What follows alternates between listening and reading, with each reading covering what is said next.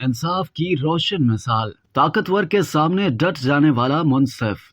इस्लाम में इंसाफ किसी का ओहदा, रंग, नस्ल या मजहब देख कर नहीं किया जाता। क़य्यूम निज़ामी अपनी किताब मामलाते रसूल सल्लल्लाहु अलैहि वसल्लम में अबू बकर हिस्सास की एक रवायत का हवाला देते हुए लिखते हैं कि एक मुसलमान ने किसी की ज़रा चोरी कर ली। जब अंदेशा हुआ कि ये चोरी खुल जाएगी तो उसने ये ज़रा एक यहूदी के घर फेंक दी। ये ज़रा यहूदी के घर से बरामद हो गई, लेकिन यहूदी ने चोरी से इनकार किया। असली चोर ने यहूदी को फंसाने के लिए बहुत से मुसलमान अपने साथ मिला लिए। इस मौके पर अल्लाह ताला ने वही के जरिए यहूदी को बेगुनाह करार दिया। कुरान मजीद में जगह जगह इंसाफ कायम करने का हुक्म दिया गया है और ये हुक्म भी रियासत मदीना में मुसलमानों और गैर मुस्लिमों के हुकूक के तहफ़्फ़ुज़ का ज़ामिन बना। यही वो हुक्म था जो शरीक बिन अब्दुल्लाह समेत कई काजियों के तारीखी फैसलों की बुनियाद बना। अब्बासी खलीफा अबू जाफर अल मंसूर ने अपने जमाने के एक मारूफ मुहद्दिस शरीक बिन अब्दुल्लाह से फरमाइश की कि वो कूफा के काजी बन जाएं। पहले तो उन्होंने इनकार किया, लेकिन खलीफा के इसरार पर उन्होंने ओहदा कबूल किया। खलीफा मंसूर के इंतकाल के बाद उसका बेटा मोहम्मद मेहदी मसनद खिलाफत पर बैठा तो उसने भी शरीक बिन अब्दुल्लाह का ओहदा बरकरार रखा। एक दफा शरीक बिन अब्दुल्लाह की अदालत में एक औरत पेश हुई और कूफा के गवर्नर मूसा बिन ईसा पर इल्जाम लगाया कि उसने मेरे खजूरों के बाग को मुझसे जबरदस्ती खरीदना चाहा। जब मैंने इनकार कर दिया तो उसने मेरे बाग की दीवारें गिरा दी ताकि मैं मजबूर होकर अपना बाग उसे बेच दूं। काजी ने गवर्नर मूसा को अपनी अदालत में तलब कर लिया, जिस पर गवर्नर गुस्से में आग बगूला हो गया। उसने अपने एक मुहाफिज से कहा कि काजी साहब के पास जाओ और उन्हें कहो कि मेरे मनसब का लिहाज करें और मुझे एक झूठी औरत के साथ खड़ा न करें। मुहाफिज गवर्नर साहब का पैगाम लेकर काजी शरीक बिन अब्दुल्लाह के पास पहुंचा तो काजी ने उसे गिरफ्तार करवा दिया। उसके बाद गवर्नर ने एक बड़े अफसर को काजी के पास भेजा।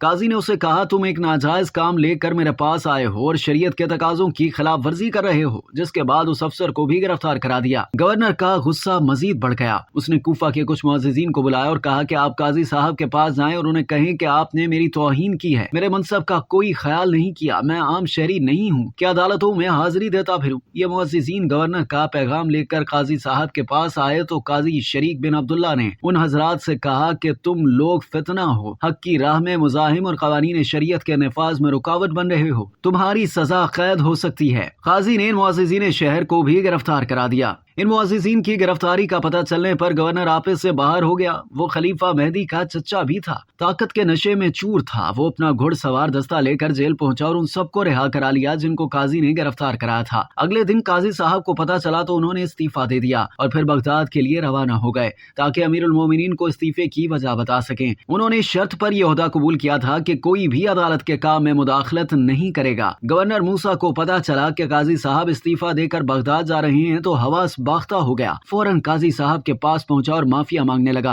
काजी ने कहा कि जिन लोगों को तुमने जेल से निकाला है उन्हें वापस जेल में बंद करो। गवर्नर ने अपने तमाम साथियों को जेल में बंद कर दिया।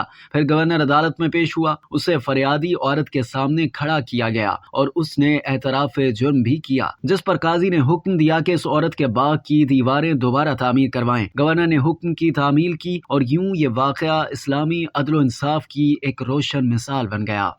अब तक के लिए इतना ही। मजीद जानने के लिए सब्सक्राइब कीजिए डेली जंग यूट्यूब चैनल और लाइक कीजिए डेली जंग फेसबुक पेज।